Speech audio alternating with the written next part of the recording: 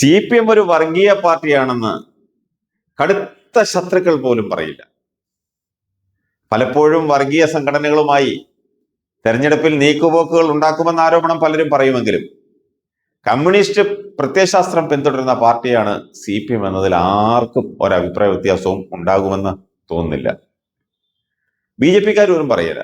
എന്നാൽ 3 പതിറ്റാണ്ട് കാലം കമ്മ്യൂണിസ്റ്റ് മാർക്സിസ്റ്റ് പാർട്ടിയിൽ പ്രവർത്തിക്കുകയും വിവിധ സ്ഥാനമാനങ്ങൾ വഹിക്കുകയും ചെയ്ത കൊല്ലം ജില്ലയിലെ വനിതാ നേതാവ് കഴിഞ്ഞ ദിവസം CPM-നോട് ലാൽ സലാം പറഞ്ഞു പോയി.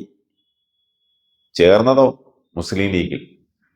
എന്നിട്ട് CPM വിട്ട ലീഗിൽ ചേക്കേറാൻ അവർ പറഞ്ഞ ന്യായീകരണം എന്താണെന്ന് അറിയാവോ? അതാണ് ഏവരെയും അത്ഭുതപ്പെടുത്തിയത്. CPM-ന്റെ വർഗീയ നിലപാടിൽ പ്രതിഷേധിച്ചാണ് താൻ ലീഗിൽ ചേർന്നതെന്ന്. ഭയങ്കരം, ഭയാനകം.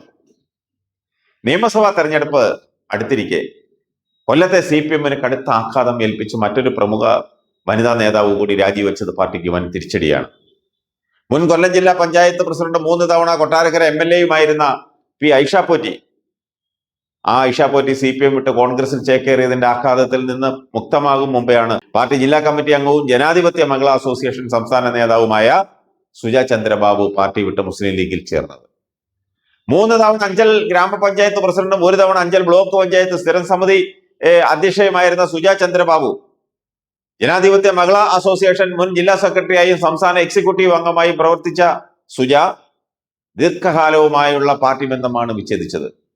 ഒരാഴ്ചക്കിടെയാണ് ജില്ലയിലെ 2 പ്രമുഖ വനിതാ നേതാക്കൾ പാർട്ടി വിട്ടത്. ലീഗ് സംസ്ഥാന അധ്യക്ഷൻ പാണക്കാട് സാദിഖ് അലി ശിഹാബ് തങ്ങളിൽ നിന്നും അംഗത്വം സ്വീകരിച്ച സുജ ചന്ദ്രബാബു 30 വർഷത്തോളം നീണ്ട CPM പാർട്ടി ബന്ധം അവസാനിപ്പിക്കുകയാണെന്നും ഇനി മുസ്ലിം ലീഗിനൊപ്പം പ്രവർത്തിക്കുകയാണെന്നും ആണ് പ്രഖ്യാപിച്ചത്.